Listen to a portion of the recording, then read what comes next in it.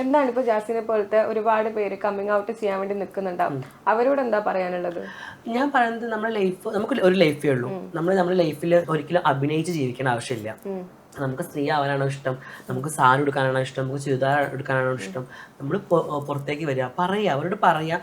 Accept ചെയ്തില്ലെങ്കിൽ നിങ്ങളുടെ വിദ്യാഭ്യാസവും കാര്യങ്ങളും കംപ്ലീറ്റ് ചെയ്തതിന് ശേഷം നിങ്ങൾക്കൊന്ന് സ്റ്റേബിൾ ആയിട്ട് നിൽക്കാൻ എന്ന് തോന്നുന്ന ഒരു സാഹചര്യം വരുമ്പോൾ നിങ്ങൾ കമ്മൗട്ട് ചെയ്യുക. കമ്മൗട്ട് ചെയ്തിട്ട് നിങ്ങൾ സമൂഹത്തിലേക്ക് വരിക, നിങ്ങളുടെ കാര്യങ്ങൾ ചെയ്യുക. സ്ത്രീ ആയിട്ട് തന്നെ നല്ല അടിപൊളിയായിട്ട് നല്ലൊരു സ്ത്രീ എന്ന രീതിയിൽ നിങ്ങൾ മുന്നേറി പോവുക. ആഷിക്ക് എന്താണ് പറയാനുള്ളത്? ഇപ്പോൾ ജാസിനെ ചേർത്ത് പിടിക്കുമ്പോൾ ഒരുപാട് ഹേറ്റ് കമന്റ്സ് വരുന്നുണ്ടല്ലോ, അവർക്ക് എല്ലാവർക്കും കൂടി ഒരു റിപ്ലൈ. ഓരോരുത്തരുടെ ഇഷ്ടമാണത്. എനിക്ക് എന്റെ ഇതായിട്ട് മുന്നോട്ട് പോലെ അല്ലാണ്ട് മുഖംമൂടിയാണെങ്കിൽ എനിക്ക് തീരെ ഇഷ്ടമല്ല. ഞാൻ ജെന്യൂൻ പേഴ്സണൽ അതുകൊണ്ട് ഞാൻ ജെന്യൂൻ ആയിട്ട് തന്നെ എൻ്റെ കാര്യങ്ങൾ ഞാൻ എൻ്റെ ഇഷ്ടത്തിന് ചെയ്യുന്നു.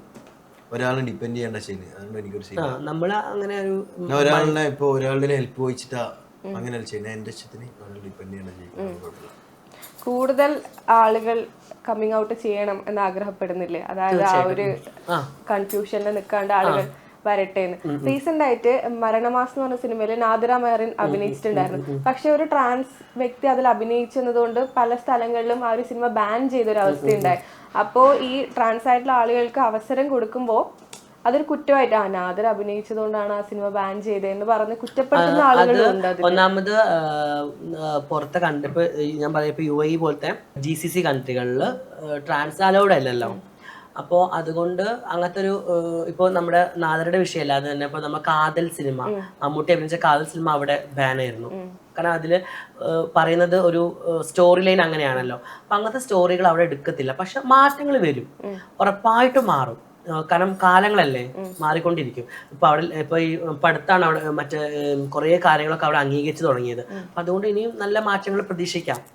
എനിക്ക് ഭയങ്കര അഭിമാനമാണ് നാദിറ അതിൽ അഭിനയിച്ചത്. നമ്മളെ കമ്മ്യൂണിറ്റിയിൽ നിന്ന് ഒരാൾ അഭിനയിക്കുന്നു. അതേപോലെ ഇനി ഒരുപാട് പേര് വരും. ഇപ്പൊ ശ്രുതി സിത്താര മിസ് ഗ്ലോബൽ ഇതായി.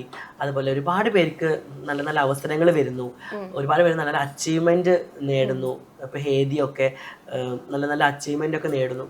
ഭയങ്കര സന്തോഷം, ഭയങ്കര ഹാപ്പിനെസ് ആണ് എനിക്ക് കാണുന്നത്. ഇടയ്ക്ക് തോന്നാറുണ്ടോ കേരളത്തിൽ ജനിച്ചത് കുറച്ചുകൂടെ നന്നായി അക്സെപ്റ്റ് ചെയ്യാൻ പറ്റുന്ന ആളുകൾ കുറച്ചുകൂടി ഇവിടെ ഉണ്ട്, അങ്ങനെയൊക്കെ തോന്നിയിട്ടുണ്ട്? അല്ല, അതിനൊക്കെ ഉപരി കേരളത്തിൽ ജനിച്ചത് ഭയങ്കര അഭിമാനം. ഇന്ത്യക്കാരി ആയതിൽ ഒരുപാട് അഭിമാനിക്കുന്നുണ്ട്, ഒരുപാട് അഭിമാനിക്കണം. ജയ് ഹിന്ദ്. കേരളത്തിൽ ജനിച്ചതിൽ ഒരുപാട് സന്തോഷം. കാരണം ഒന്നാമത് നല്ല സ്നേഹം തരുന്ന ആൾക്കാർ, അത് മലപ്പുറത്ത് ജനിച്ചത് വലിയ സന്തോഷം. നല്ല ആൾക്കാർ, സന്തോഷം. ഇപ്പോൾ മലപ്പുറത്ത് ജനിച്ച ഒരാള് ഇപ്പോൾ ഒരു സ്റ്റാർ ആയിട്ട് നിൽക്കുന്നു, അത് ട്രാൻസ് ആയിട്ടുള്ള ഒരു വ്യക്തി, എപ്പോഴെങ്കിലും ചെറുപ്പത്തിൽ വിചാരിച്ചിട്ടുണ്ടോ? ഒരിക്കലും ഇല്ല.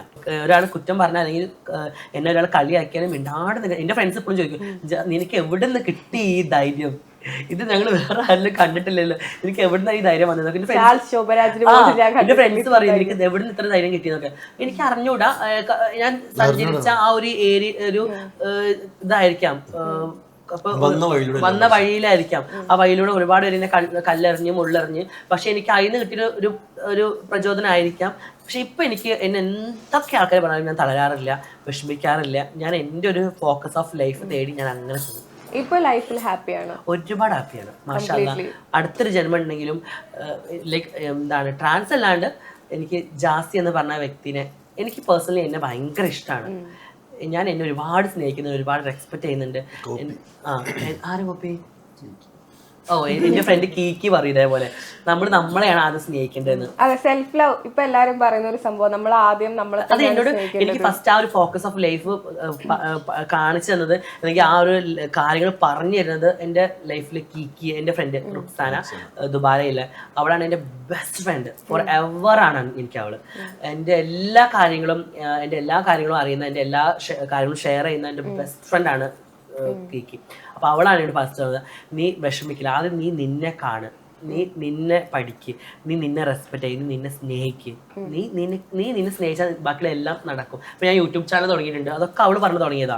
അവളാണ് പറഞ്ഞത്, നീ യൂട്യൂബ് ചാനൽ തുടങ്ങുക, നാട്ടിലല്ലേ, യൂട്യൂബ് ചാനൽ നന്നായിട്ട് ക്ലിക്കാവും, തുടങ്ങുക. അങ്ങനെ തുടങ്ങി ഞങ്ങൾ യൂട്യൂബ് ചാനൽ. മാഷാ നല്ല ക്ലിക്കായി, ഒരുപാട് ഫോളോവേഴ്സ് കിട്ടി, ഒരുപാട് സ്നേഹങ്ങൾ കിട്ടി, സന്തോഷം. ഈ ഒരു സമയത്ത് നമ്മൾ ചായ കുടിക്കുന്ന സമയമാണ്, അപ്പോൾ നമ്മൾ പലഹാരം ചായന്റെ കൂടെ കഴിക്കാറുണ്ട്. ഇപ്പോൾ ഞാൻ ആശീൻ്റെ അടുത്ത് പറയണത് ജാസീൻ ഒരു പലഹാരമായി ഉപമിക്കാൻ പറഞ്ഞാൽ ഏത് പലഹാരമായിരിക്കും? അത് എന്തുകൊണ്ടെന്ന് കൂടെ പറയണം. എന്നെ ഒരു ചായക്കടി പോലെ നീ ഇതാക്കണം, കാണണം. അപ്പൊ നീ ഏത് ചട്ടിപ്പത്തിരിയോ? ചട്ടിപ്പത്തിരി ലെയറിൽ എല്ലാം ഉണ്ടല്ലോ അതില്. ചട്ടിപ്പത്തിരി ആകുമ്പോ ഒരു ലെയറില് ഇത്, അടുത്ത ലെയറില് മസാല, അടുത്ത ലെയറില് എന്താ ചിക്കനോ ബീഫോ അങ്ങനെ. ഭയങ്കര ലോജിക്കൽ തിങ്കിങ് ആയിപ്പോ കേട്ടോ. തിരിച്ചാണെങ്കിലോ പഴംപൊരി. രതീഷ് രതീഷ് അല്ല കേട്ടോ, പ്രത്യേകിച്ച് എനിക്ക് പഴംപൊരി ഭയങ്കര ഇഷ്ടമായിരുന്നു. ഒരു മണിക്കൂറിൽ നമ്മൾ സംസാരിച്ച ഏറ്റവും വലിയ കൗണ്ടർ ആയിരുന്നു. അല്ല എനിക്ക് പേഴ്സണലി ആഷിനെ എനിക്ക് എന്റെ ഫേവററ്റ് പഴംപൊരിയാണ്. എനിക്ക് ഞാൻ എവിടെ പോയാലും ഏത് സമയത്തും കിട്ടിയാലും കഴിക്കുന്ന ഒരു പലഹാരം പഴംപൊരിയാ. ഞാൻ വീട്ടിൽ ഒരുപാട് വട്ടം ഉണ്ടാക്കില്ല, പക്ഷേ ഇടയ്ക്കിടയ്ക്ക് ട്രൈ ചെയ്യുന്ന പലഹാരം പഴംപൊരിയാണ്. നല്ല പഴുത്ത പഴം നല്ല മാവിൽ മുക്കിയിട്ട് കുറച്ച് ഒരു കാര്യം പറഞ്ഞു കേട്ടോ, നിങ്ങൾ ചെയ്ത് നോക്കണം. പഴംപൊരി പൊരിക്കുന്ന സമയത്ത് നിങ്ങൾ ആ ഒരു കൂട്ടുണ്ടല്ലോ, അല്ലെങ്കിൽ മൈദ കൂട്ട്, ആ കൂട്ടിൽ കുറച്ച് കരിഞ്ജീരകവും കുറച്ച് നല്ല ജീരകവും ചേർത്തിട്ട് നിങ്ങൾ അതിൽ പഴംപൊരി പൊരിച്ചാൽ ഭയങ്കര ടേസ്റ്റ് ആയിരിക്കും. നിങ്ങൾ ഫാനായി മാറും. നിങ്ങൾ ചെയ്ത് നോക്കുക. നല്ല ജീരകവും കരിഞ്ജീരകവും കൂടി മിക്സ് ചെയ്തിട്ട് ആ മാവിൽ മുക്കി പൊരിക്കണം. അപ്പോൾ എനിക്ക് പേഴ്സണൽ ഭയങ്കര ഇഷ്ടമുള്ള ഒരു ഇതാണ്, സ്നാക്സ് ആണ് പഴംപൊരി. അപ്പം അതുകൊണ്ടാണ് ഞാൻ പഴംപൊരി എന്ന് പറഞ്ഞത് കേട്ടോ. എനിക്ക് ഇഷ്ടമായത് അത്രയ്ക്ക് ഇഷ്ടമാണ്. ഇത് വീട്ടിൽ ഇങ്ങനെ തന്നെയാണോ? ഈ മൂഡ് ഔട്ട് ആയിട്ട് അല്ല, ആഷി ഭയങ്കര വൈബ്രന്റ് ആയിട്ടുള്ള വ്യക്തിയാണ്. എനിക്ക് ഭയങ്കര ഇഷ്ടമാണ് ആഷിയുടെ കൂടെയുള്ള ഓരോ നിമിഷങ്ങളും. കാരണം ആഷി ഓരോ നിമിഷങ്ങളും എൻജോയ് ചെയ്യിപ്പിക്കും നമ്മളെ. ഭയങ്കര രസമാണ് ആഷിന്റെ തമാശകള്.